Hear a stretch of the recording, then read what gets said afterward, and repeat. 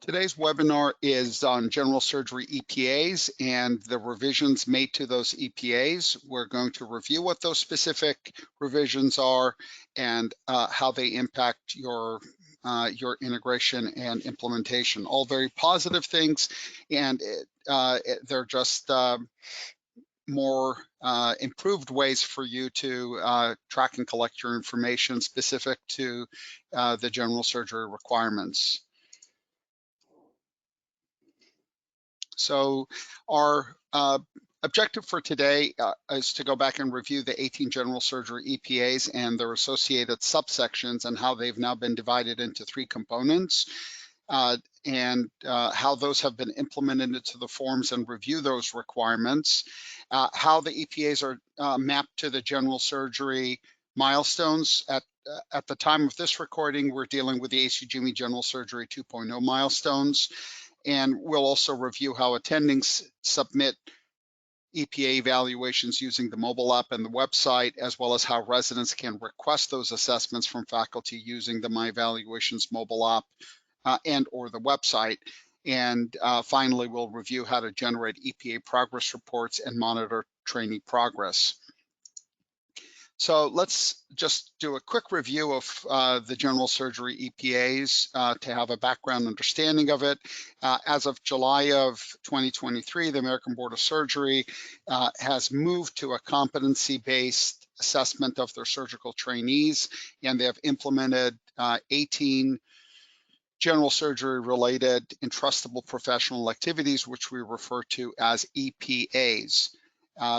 All interns are expected to start submitting those EPAs starting 2023. And if you want to visit the EPA homepage, which I provided an address link for you here, or if you want to review specific FAQs that they've put out, you can go ahead and review that here as well. It's important to note that although they are starting to do the data collection starting now, in fact, the actual requirements for data submission won't be until these interns that have started in July of 2023 are actually graduating and they are sitting the general surgery qualifying examination. So these EPAs will be part of the performance history of the current interns, the future graduating residents at the point of graduation in 2028. Now, EPAs, there certainly aren't a new concept, but they're a concept that after more than 14 years, programs are starting to embrace and integrate into their training. This table here is to illustrate the difference between competencies, EPAs, and milestones. When we look at competencies, such as interpersonal communication skills, professionalism, system-based practices, patient care, medical knowledge, all of these types of competencies are very broad domains and they're foundational. This is in contrast to EPAs that are much more about directly observable elements that are inclusive of multiple competencies. So this is part of the mapping that we're going to review for you to see how an EPA actually has elements of professionalism and communication skills and knowledge all integrated into it versus a competency just focusing on a broad domain of, hey, what are their interpersonal communication skills overall? And milestones, on the other hand, are a description of progress along a path from novice to expert. For example, we can say your ability to communicate with patients effectively, and we'll describe that over a trajectory of 5 years. As an intern, you need to be able to do some very basic novice tasks. At a level 3, you're competent, and you move on to being proficient at a level 4, ready for graduation and independent practice. And level 5 in milestones is expert. You are able to teach others. So EPAs should not be confused with competencies.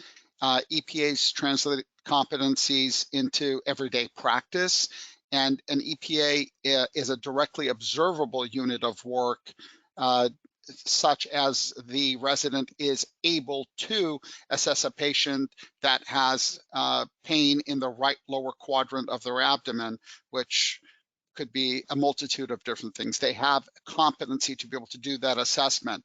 If it turns out to be appendicitis, then they have competency to perform the surgery.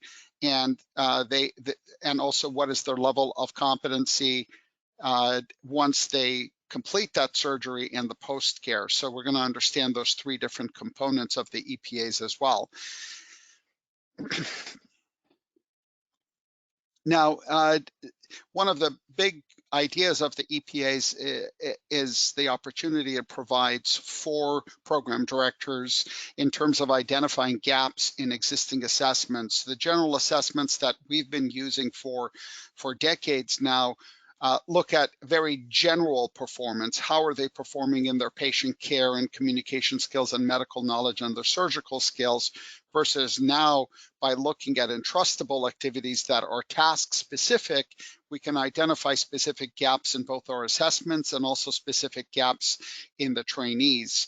It gives us an opportunity to improve our education and to education both to the trainees and to the evaluators, so the faculty who are actually doing these surgical cases actually have a new vision of how they're assessing the resident in order to improve not only their compliance, but by not having to do very vague assessments, but also by improving the method of feedback to the residents. And this also allows you to update the goals and objectives in order to include these EPAs as part of the learning progress of the residents. Now, the 18 general surgery EPAs are listed here. They are a broad set of evaluation and management tasks. Some of them are performance of procedures such as a flexible GI endoscopy. Some of them are purely about providing surgical consultation, but the bulk of the EPAs are related to disease states and how do you assess those disease states and how do you manage those disease states. And another one in here has such as blunt penetrating trauma. These have more trauma-related assessments in contrast to surgical procedure. So how do you do in terms of stabilizing trauma? And we can potentially review those if you have concerns about how the items such as surgical consultation, trauma, and providing surgical consultation, how are they different from the other 15 EPAs? If you have any concerns about that, let me know and we can review those. Now, one of the big changes in the EPAs are now the EPAs have 3 phases. Now, it's important that I point out that everything that I'm sharing with you is as a result of how the ABS wants assessments to be done. It's not a reflection of how my evaluations is choosing to change things, but it's purely a reflection of how the ABS wants EPA assessments to be done. Every EPA assessment is divided into 3 phases, specifically the non-operative, preoperative component, which is the first phase. Then there's the intraoperative phase, and then lastly, we have the post-operative. So one of the important elements of these assessments is the requirement now to be able to track those EPAs based on these 3 general components, and not to just do them as a general assessment of the EPA, but to break it down into 3 separate phases of assessments. That means in the past, the EPA evaluations were had a single question in them. Now the EPA evaluations are made up of 3 components in them. So just to illustrate that in a behavioral anchor assessment, so if we're looking at the abdominal wall hernia evaluation and management, and what we're looking at here are the observable behaviors that are defined by the ABS and are included already in my evaluations and are viewable directly on the EPA assessments. And I'll show you how that works in a few minutes.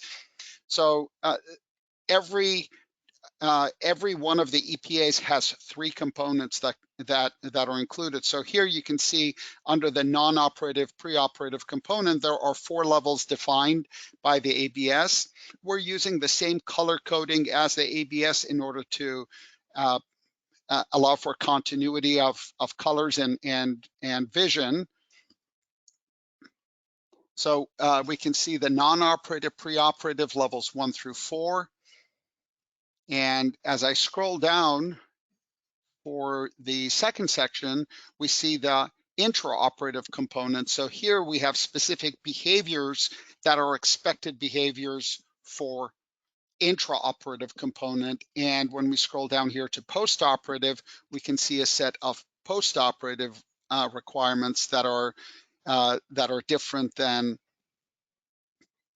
obviously the other sections. So the same is true for all of the various EPAs and what's been defined by the ABS. So if I pull up a GI, in the case of a GI endoscopy, they're not using the terminology of non-operative preoperative, but they're calling it pre-procedure.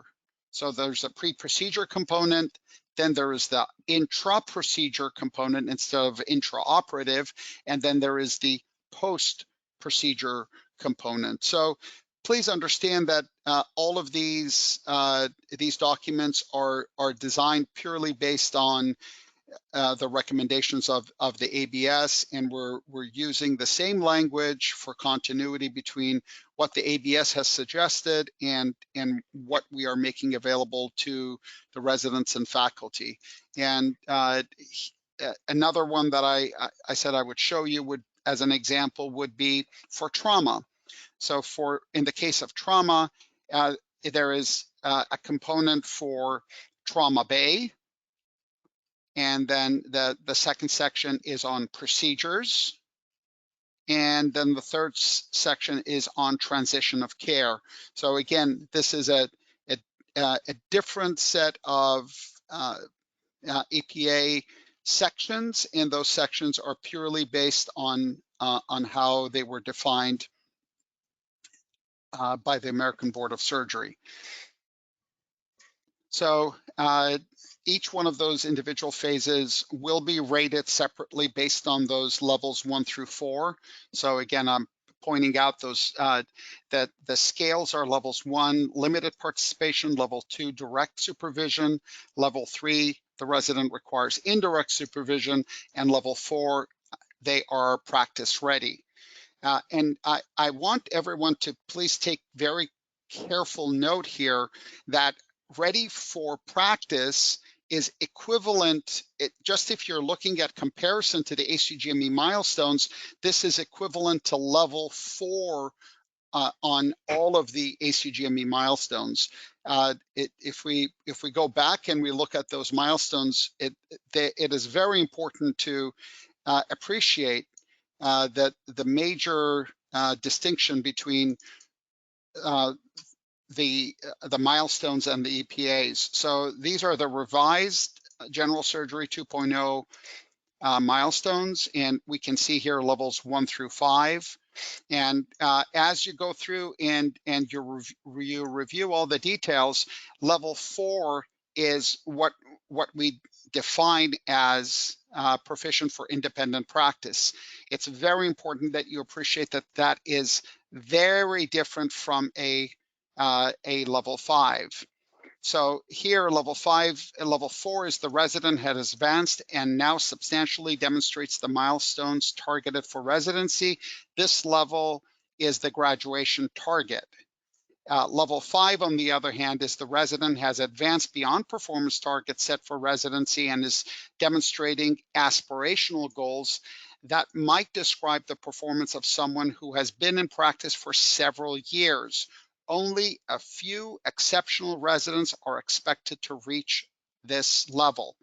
And this is very critical for everyone to appreciate that unique perspective, so that when you have data that you're interpreting from the EPAs to the milestones, if the resident is receiving level 4 consistently on all their EPAs, that will be a level 4 on the ACGME milestones. It is not equivalent to a level 5. And it is important that you don't misinterpret that just because they are a 5th-year resident and they're graduating and they're a chief resident, therefore they must be a level 5 in the ACGME milestones.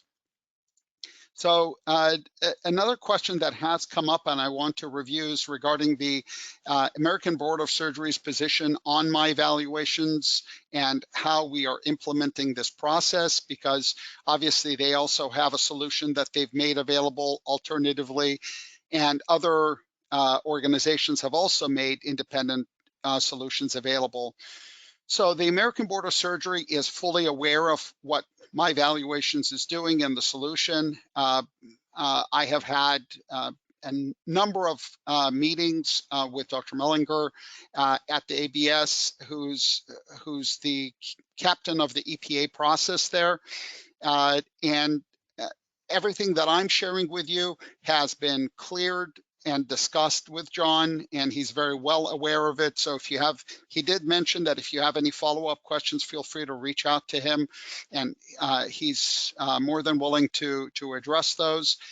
In general, it's important to note that according to Dr. Mellinger, the ABS is agnostic about how the EPA data is collected. In the future, the ABS will provide a mechanism for uploading the data to secure databases to allow for you to be able to access a dashboard and look at benchmarking functionalities on the ABS side. And you will be able to generate and submit composite EPA performance profiles effective 2028. So please understand that this is all way far into the future, and I've provided you some references for that as well. I bring this up just so that you have peace of mind and you're not worried about, gosh, do we have to do it one way or do we have to do it another way? The entire idea of having everything in one shop under my evaluations is allowing you to collect all the data in one place. Your faculty and residents don't have to learn an alternative system. All the data from your EPAs are automatically mapped to the general surgery milestones. So it really allows you to have continuity without having to rebuild things 50 different million ways. So let's talk about how we have implemented the general surgery EPAs into assessments and what has changed from the initial release. So the EPA format on the web is essentially divided into 4 questions now. At the very top, we have a question that's dealing with the complexity. How complex was the case? Again, these are all standardized based on the ABS requirements. Previously, we only had 1 EPA heading. Now we have 3 EPA headings. So you can see the first one here as an example. We're using the abdominal wall hernia evaluation and management. We can see that EPA number 1 in white, you can see it says EPA, and it's specifically referencing the non-operative / pre-operative phase of abdominal wall hernia evaluation and management. Now under that, we have in yellow, review expected behaviors. Selecting review expected behaviors will actually launch this PDF that will have the details on the preoperative, the non-operative preoperative component of an abdominal wall hernia. So this is a way for your faculty and your residents to be able to see all the information in its glory with colors. Although they're already listed in the question itself and with rating scales, we're still providing it as a separate reference point for them to review. Now, directly below the review expected behaviors, every EPA has a defined set of in-scope and out-of-scope elements. And these are again defined by the American Board of Surgery. So we have included the in-scope and out-of-scope components in a light blue color just to help it stand out from everything else. Now, We've also taken the liberty of setting up levels of readiness. Now, these levels of readiness are based on our judgment in terms of the best set of levels of readiness that would be effective. They can all be adjusted by you. So if you want to adjust them, you can adjust them, and we can have a separate discussion about adjusting them in a few minutes. And then below each EPA, there's a rating scale. So in totality, this is the EPA. Now, at the very bottom of each EPA, you'll see optionally click to review and rate individual curricular milestones. So all of these expected behaviors from level 1 through level 4, every single bullet point is an expected behavior.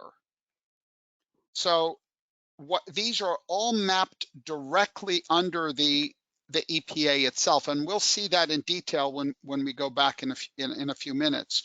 So your faculty are they are not required to open this up and rate each individual behavior individually. Instead, they only rate this one scale here, and this will automatically pass the score down to all the individual behaviors as well. And if faculty wants, they have the option to review the individual behaviors. They purely have the option to do that. They're not required to do that by any means, but they can go through and review and rate those individually. Now, so these are the first two questions. As we scroll down the page, we'll then see the second EPA heading. In this example, it says EPA intraoperative phase of abdominal hernia management. Under it, in yellow, we see level of readiness is a 4 for a fifth-year resident. So these levels of readiness are relative to the PGY level of the trainee. Then we see the rating scale. And as an example here, you can actually see the entirety of the expected behaviors listed here as well. So the text of the expected behaviors is also available for the faculty to directly review on the screen. It's important to note that we are adding a new functionality into here in the next couple of months that actually will have a count.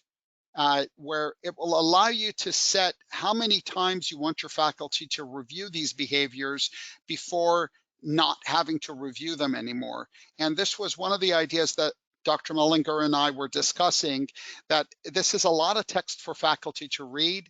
One would expect that faculty would become familiar with this text after having reviewed it a certain number of times. The big question is, how many times do they have to review it before they become familiar with it?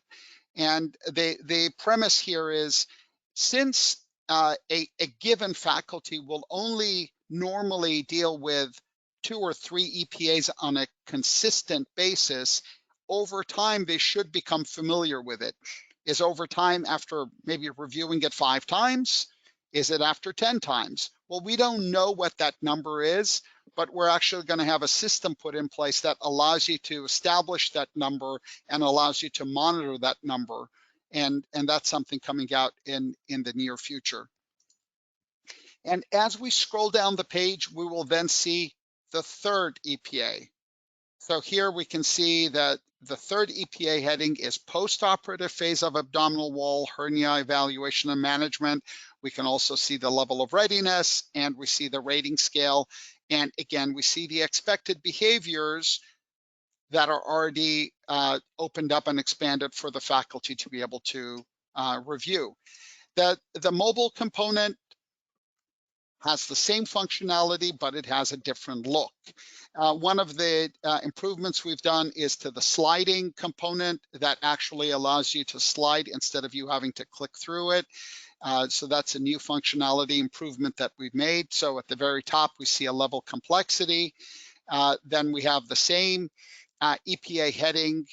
The first part of it we have access to review the expected behaviors, and on the mobile app, it will launch the PDF for them as well. And they have navigation where they can click next to review all the behaviors if they choose to. The rating scale, because the text is very small, you can see that as I'm scrolling through, there's a horizontal bar, and we'll see that when I go into live mode to show you what it actually looks like. And of course, they can expand the EPA and look at additional details as well. And as they keep scrolling down, the other questions, the other components of the EPA Part 2 and Part 3 are listed with the rating scales for them as well. Now, a very nice feature on the mobile app is the ability for them to dictate their comments directly into the assessment. So here you can see that there's a submit comments with voice dictation option available. So when they click, when they click directly within the comment field, there's an option here for voice dictation. They can initiate the voice dictation by clicking on the microphone, and this will simply allow them to dictate their comments directly into the comment field. Then they have to just select their confirmation feedback. Did you provide confirmation feedback, and click finish final submission, and that's it. And let's do a quick review of that process and what it actually looks like for faculty, just so that we can see it, since we just went through it. So here I'm logged into the system as a faculty, Dr. Rebecca Pope. I have evaluations to complete. I see here that I've got a number of different evaluations. I can go ahead and select any one of these evaluations.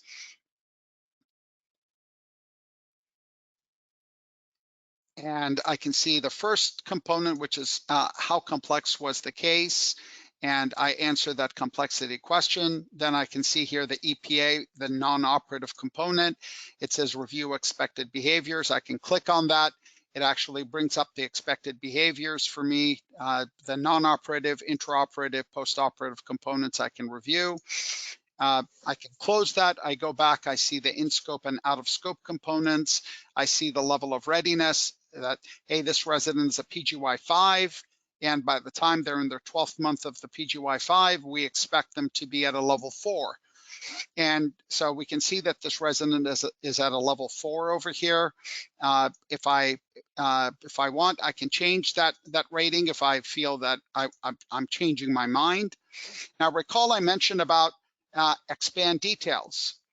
I can expand this to see the expected behaviors listed for me to review here as well. And then what I'm seeing here is each individual behavior. So level 1 behavior, one of them is this, which is a medical knowledge related item. Another level 1 behavior, this one, notice it's practice-based learning. Another level 1 behavior obtains history and physical. This is a patient care related. So notice that that score has automatically been passed down to individual elements. So what this allows me to do is to say, if I wanted to, maybe as a faculty, I felt that this resident was very good in all of these behaviors. However, specifically in terms of managing complex patients with abdominal wall hernia, the performance is lacking. And identifying need to coordinate intra-abdominal operation with hernia repair, maybe that one is even more lacking. So it allows me to go in and tweak my answer rather than just going through and giving one broad answer that gets passed down to all of the elements. I can tweak that. So I go through, I answer my EPAs, I can write in my comments. Did you provide direct feedback on this evaluation? Yes, I did. I click finished, and that's the process of submitting an EPA evaluation. So really very, very straightforward. In this case, it also gives me a congratulation that this is my 8th evaluation I've completed. I've completed the evaluation within, well, I'm overdue by 89 days. And because of that, I only get a bronze star. I don't get a gold star because I didn't do it in a timely manner. But I'm my department is pretty miserable here. So even though I'm 89 days overdue, I rank second overall in terms of compliance. This functionality is enabled by default in your department. If you don't want this functionality to show people how they're doing, you can disable it from your setup menu. So on the mobile component, it's the same process. We're just going to make our screen more mobile looking for us. So here, when I log into the mobile app, I have evaluations to complete. I have a set of different evaluations here. I can click on the evaluation, scroll down, how complex was the case. So now you're able to slide this around, and as I scroll down, I see the EPA review expected behavior will launch the details of that expected behavior for me. And I think on the mobile environment, on running it on the web, it doesn't quite like what I'm doing, but that's okay. Let's just continue where we were. And as I go through, same functionality here, except notice that as I go through each one of the levels, notice that the text is also highlighted horizontally across the top. And that's just to make it easier for faculty to be able to read the text, because obviously when we have so much text listed in a vertical position, it's very hard for people to read it. So the system is automatically displaying that text in a horizontal view as well. And they're able to expand and look at the individual levels. And another functionality that we've added a zoom in functionality. So as you run your fingers over the text on the mobile, it will actually enlarge the text to make it easier for you to read. Because there are so many behaviors that have been defined, it's a lot of text for people to read on a mobile device. So we went ahead and did a couple of things. Number one, we're displaying those levels in a vertical view, meaning instead of horizontally moving from left to right, levels 1 through 4, we're moving vertically from level 1 down to 2, 3, and then level 4. And the second thing we've done is this operation of zooming in on the text as you're reviewing it, just to make it easier for you to read in case you have a little bit of a weak eye like I do, just to make it easier. So let's talk about accessing and assigning assessments by trainees, faculty, and admins, now that we've looked at what that evaluation looks like. So there are essentially three options. I think the most common option for you are for residents to assign evaluations to the attending.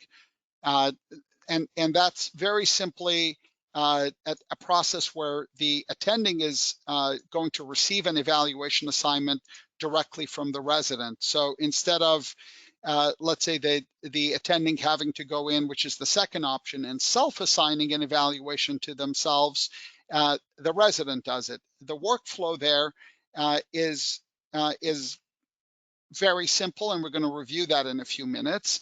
The second option is for the attendings to self-assign the evaluation. I finished working with a resident. I want to do an assessment on their ability to perform an abdominal wall hernia repair, for example. And of course, you always have the option as an administrator to assign the evaluations to the faculty, but I suspect this should be very, very uncommon. Number one should be the most common pathway. So let's review this as an example. So then the first option, which I believe will be the most common option, is a requested attending of resident evaluation. And what this means is I'm the resident. I just finished working with a faculty on a case. Following the case, I want the faculty to assess my entrustment to perform this case with all its 4 questions. So I'm able to log into the system and assign an evaluation to that faculty that I worked with. So when I log into my app as a resident. Here you can see in step 1, I access evaluations to complete. Then at the very top here, I click on voluntary. This is tap the voluntary one. Then tap requested attending of resident. So there are a number of different requested options. So we're going to select the option for requested attending of resident. Now we are on the 4th slide over here. Select the evaluation and attending and tap next. So what's the case that I just did? I look for the particular case I just did. Let's say it was abdominal wall hernia evaluation and management. Then I select the attending that I want to assign it to. So I can simply look through, type in the name of the individual, or look through the specific person I want to assign this to. So we'll go ahead and assign it to Cindy Crawford, and then I click next. And evaluation assigned successfully, which is the last step that you see here. So this is the simple process of a resident actually requesting an evaluation to be completed by the faculty. The other option, which can occur, I suspect it'll be a little bit less common, is option 2, where the attending does a voluntary assignment. So in this case, as an attending, I log into the system. I'm going to go to complete evaluations as my first step. Then I click on the voluntary tab, and then we go here to the 3rd, tap attending of resident. And then I'm going to select the evaluation that I want to do. So all of those evaluations will be available to your faculty. And this is here in the 4th image. I select the particular evaluation, and then I select the individual that I'm going to evaluate and click next. Now, because this is a voluntary evaluation, it says evaluation assigned successfully, and voila, I now have the evaluation there in front of me. So it allows me to go through and complete that evaluation in real time. So the difference between option 1 and option 2 is, in option 2, the attending is self-assigning the evaluation, and option 1, the resident is assigning it. And I think if you are clarifying to the residents that they have a responsibility to have EPA assessments completed on them, and it's required for their graduation, and it's required for them to sit the American Board Surgery examination in 2028. I don't see any reason why your interns and future residents won't be self-motivated to go in and just choose this option 1 process of requesting an evaluation from the faculty they just worked with. And it's only 4 questions the faculty have to answer. Now, option 3, of course, is always available to you as an administrator. You can access the menu option evaluations, assign evaluations, schedule evaluation assignments, attending of residents, and simply assign the evaluations. I generally don't recommend this option because EPA evaluations should really be done following an actual interaction between the attending and the resident on a case. These shouldn't be assigned as rotational evaluations, but you still do have the option. Now, let's change gears a little bit and talk about the general surgery EPA integration with the ACGME General Surgery 2.0 milestones, and move forward from there. So through here, you can see I put a reference here for Dr. Mitchell at Bay Health GME. There have been several town hall meetings and several discussions about the mapping of the expected behaviors and the EPAs to the general surgery milestones. We've already gone ahead and done all of that for you. So it's 100% taken care of. There's nothing for you to have to worry about. All the data is already mapped and all the data is already available for review. And as a matter of fact, here I'm going to pull this up on a mobile app. You can actually see that each individual behavior we've gone ahead and included which subcompetency that question has been mapped to. And all of this mapping was actually discussed and reviewed with the American Board of Surgery. So we're really implementing things at the best possible time for you, and they're automatically already set up. There's absolutely nothing extra work for you to have to do whatsoever. So this is simply a table. There really isn't much to talk about except just the idea of PC1. The assessment is about history and physical and consultation. All the EPAs have something mapped to PC1. That's all this table is telling you. PC2 is an operative assessment question. It's the intraoperative component in terms of performing the procedure, and PC3 is intraoperative in regards to technical skills. Well, both of these are operative assessments.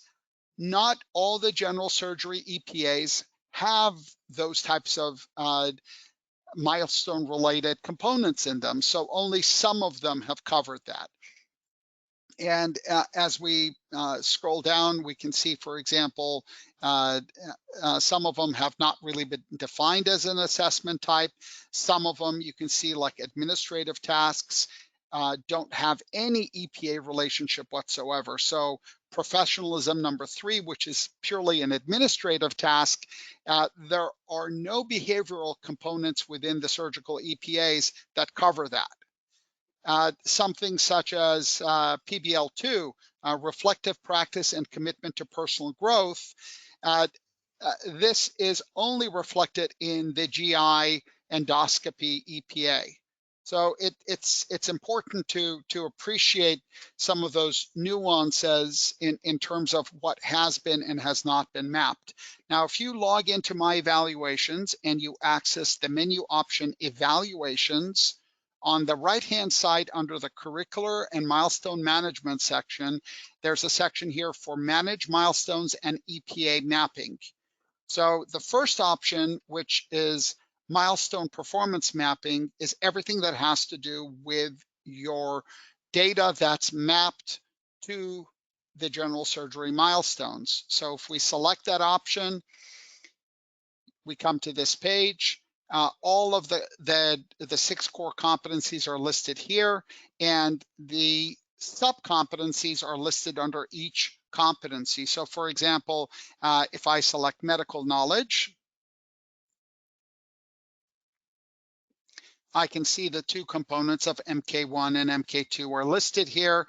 I can expand those, and I can see all of the elements, all of the various behaviors that have been mapped directly into the milestones.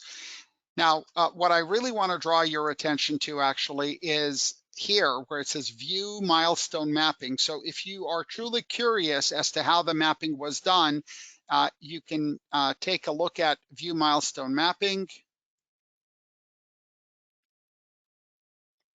And it will provide you a breakdown of specific elements that have been mapped. So in this case, if I expand patient care and procedural skills and I look at PC1, so that's the first ACGME subcompetency, I can see all the various items that are mapped. So I can see that level 1 items from the acute abdominal evaluation and management component are mapped, for example.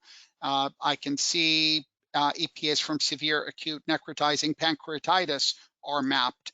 So it shows you all the various elements from the various EPAs that have been mapped. So if you're really curious about that and you want to review it in more detail, this table represents a summary of what we've done, but that information is all available for you to review in all its glory.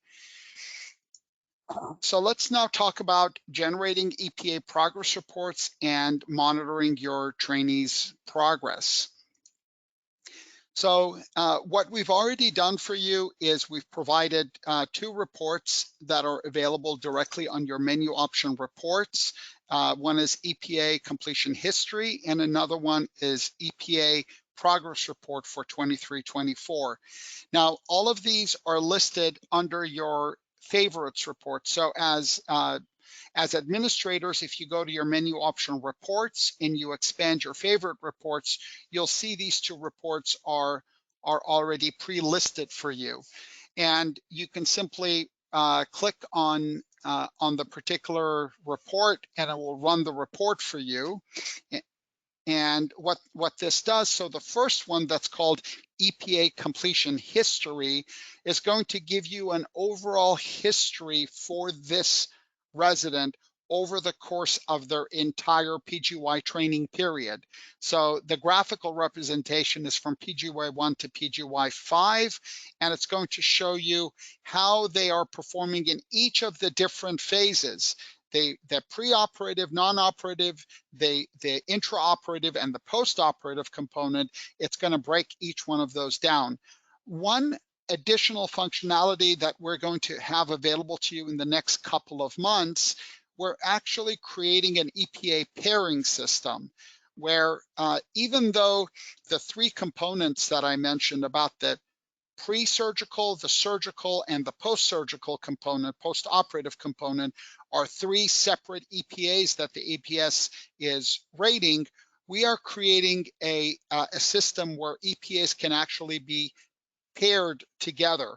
So it would allow those three components of the preoperative / non-operative, the intraoperative and post-operative, all to be tied together as partners. So you would be able to see how are they progressing as a whole, considering all three of those EPA subcomponents, but also to see how they're doing individually.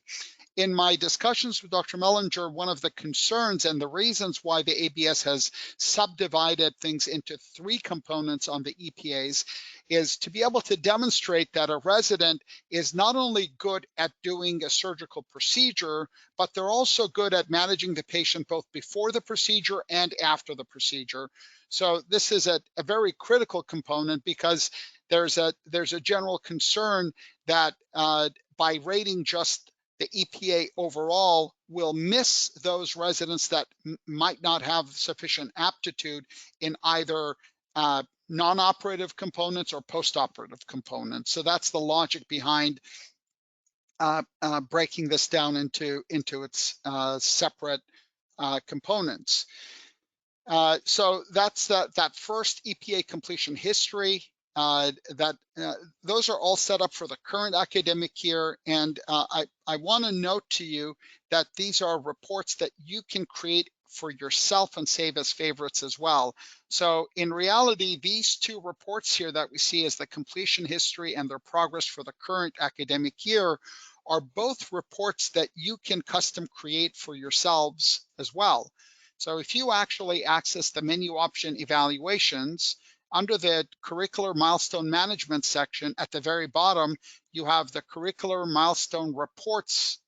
And specifically, we want to focus on the curricular milestone report. This report actually allows you to build your own reports and save them as favorites. So maybe I want to focus on just a particular group of PGY levels. I hope I have some PGY 4s.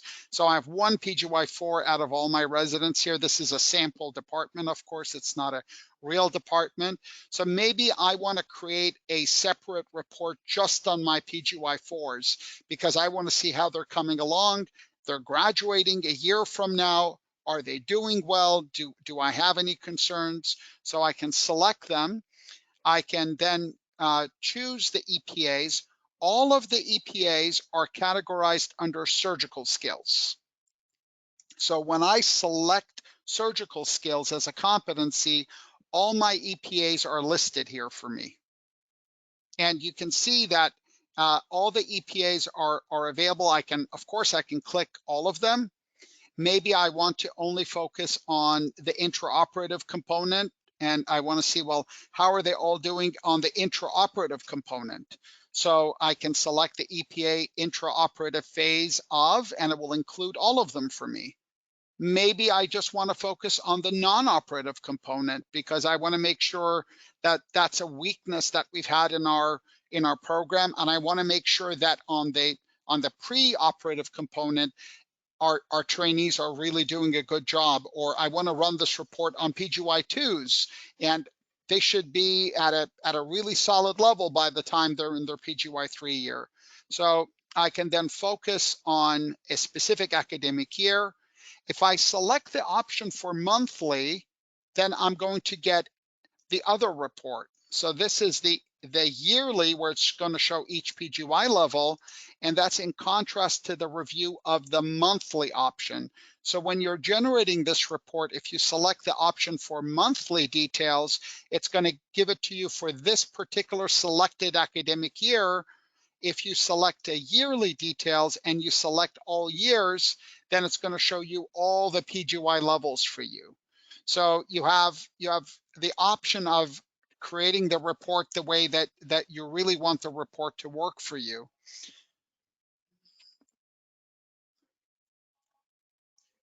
So moving forward from here, we can see we have our ability to create both a report that's pre and a report that's post. And you can also create a custom report for yourself the way you want that report to lay out. All right, and that summarizes our review of the general surgery EPA revisions, and I want to see if we have any questions.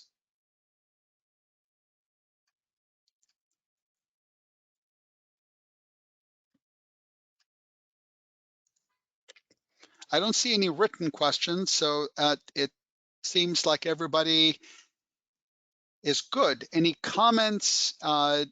Anything that you want to review?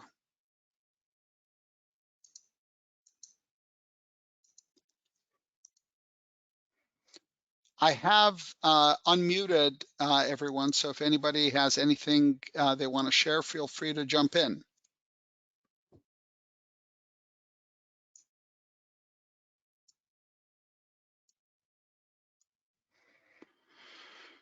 So I see Dr. Chang, you were able to join. Any questions? Michelle, Janice?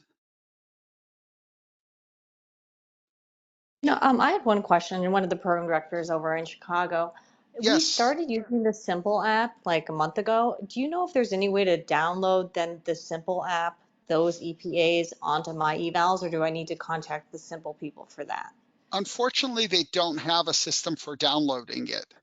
And Okay. and that was the whole reason why we've taken this path, because the idea, Dr. Chang, is by having this information already mapped and already set up in one space, when you later on are going to your curricular assessment worksheet and you're running a report on your residents to do the semi-annual reviews, all those EPAs are automatically going to be displayed within the curricular assessment worksheet, and they will already be pre-mapped directly into your assessment format. So instead of you having to now go back and look at those EPAs individually and say, well, how are they performing on those, and how do we include all that information in my evaluations? It's really an impossible task.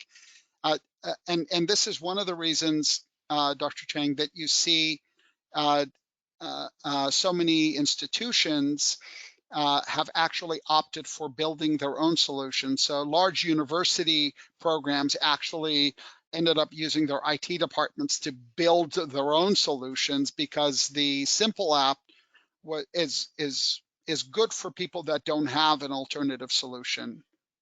But Got it. And then otherwise, one other, oh, sorry. no, I was just going to say, otherwise, what we've provided for you here is definitely satisfies all the requirements, and it definitely is integrated and streamlined for you. No, it makes my attendings very happy because they were very annoyed about having to use a different app. So thank Yes, you. Then good, one good. other question. Once a resident um, requests an evaluation from an attending, how long does an attending have to do it? Because on your previous webinar, they said like they might have wanted to limit it to 10 hours or something before they disappear. But do you know what like time we, we, period an we're attending has? we're not putting a time limit on it Okay. the way they are in Simple, because that's not how we see the boots on the ground actually operating. Uh, it it's it's a reflection more on your side to talk to your faculty about getting the evaluations done in a timely manner. I do want to just bring to your attention, you can do a periodic report on your faculty and how quickly they're completing evaluations. If you go to the reports menu, you'll see the resident reports, and then below that, you're going to see the attending reports section. And you're able to do things such as an overdue attending evaluations report. And I probably don't have any much information in this department, but let's say I pick all my EPAs. So what I did in step 3 is I picked all my faculty, and I'm only looking at July till now. You know, I can go back and look further back, and I pick just my EPA evaluations. And the purpose of looking at this is, number one, it allows me to see what's overdue and what hasn't been done. Okay, that's great. And another report that you can run on your faculty is the completion status report. I'm going to do exactly the same filters. I'll do it from January. I'm going to pick all my faculty, and I'm going to pick just my EPA evaluations. So it's I held the shift key on my keyboard, and I clicked on the first EPA, went scroll down to the last one, holding the shift key, it highlights all of them, and I clicked add. And I'm going to leave all the filters the way they are. I'm not changing anything. So making it super easy for you. But what this does for you, it also shows you how quickly are they completing these evaluations. So it tells me, for example, Rebecca Pope has 13 of those EPAs assigned. 6 of them were completed within 15 days or sooner.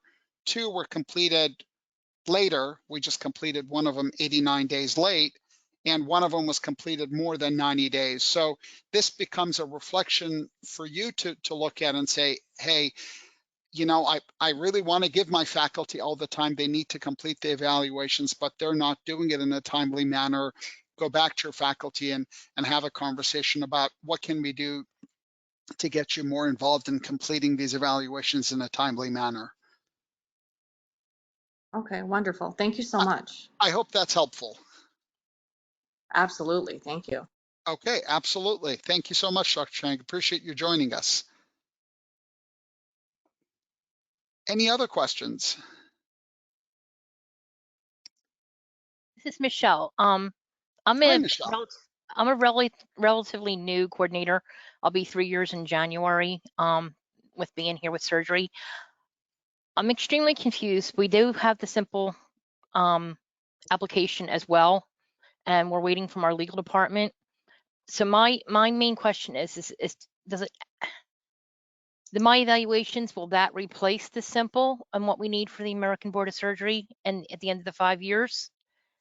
And that is exactly what I'm communicating here. So I'm going back on all my slides Yeah.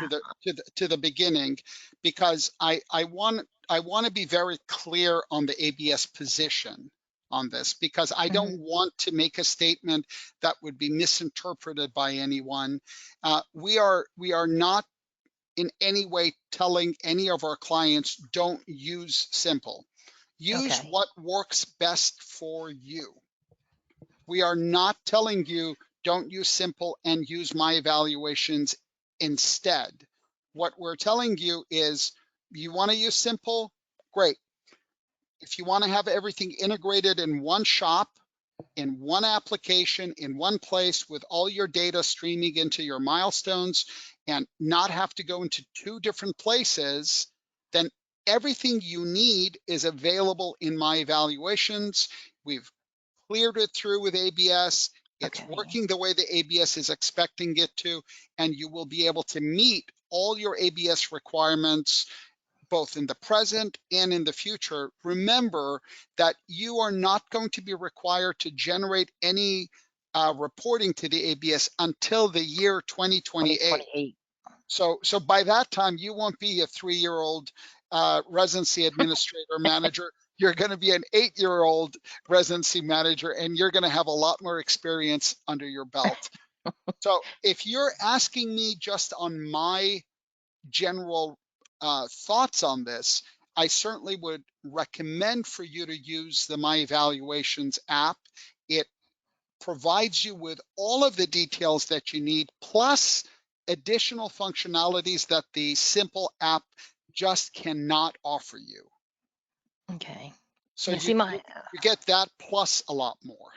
yeah, I just have to motivate my faculty to do the evaluations and things sometimes in my evaluation. So that's my worry. I didn't know if the simple I'm just confused a little bit right now, but I did take a picture of this top slide here to show my program director. Um Absolutely. And yeah. if your program director wants to reach out, please Mhm. have them reach out to me directly, Mhm. and either to me or if there are specific questions about the ABS position, Dr. Mellinger as well. Mhm. And Mercy Catholic has been on our system for many years, and Mhm. we want to make sure that you have an integrated, easy way to manage all your work, so you don't have to do it in 10 different places. So feel free to have them reach out to me. Oh, I certainly will. I just wanted to make sure I asked that question. Sure, absolutely, absolutely. And Michelle, thanks for joining today. Oh, I need all the practice and all the help I can get. So Our I have pleasure. come a long way with my evaluations. Well, good, good. I'm glad to hear. I see Cheryl and April, you're still with us. Do you have any questions to follow up on this? I don't have anything specifically. Okay, great. Well, Cheryl, I appreciate you joining. And if any of your uh, surgical sites have any follow-up questions about this or uncertainties, feel free to direct them to me, and I'm happy to guide them accordingly. I will certainly do that. Thank you. Absolutely. Well, everyone have a great rest of your day. Thanks for participating in today's webinar. The recording will also be available under My Help under the General Surgery EPA section of My Help. Thank you. Thank you. Bye-bye.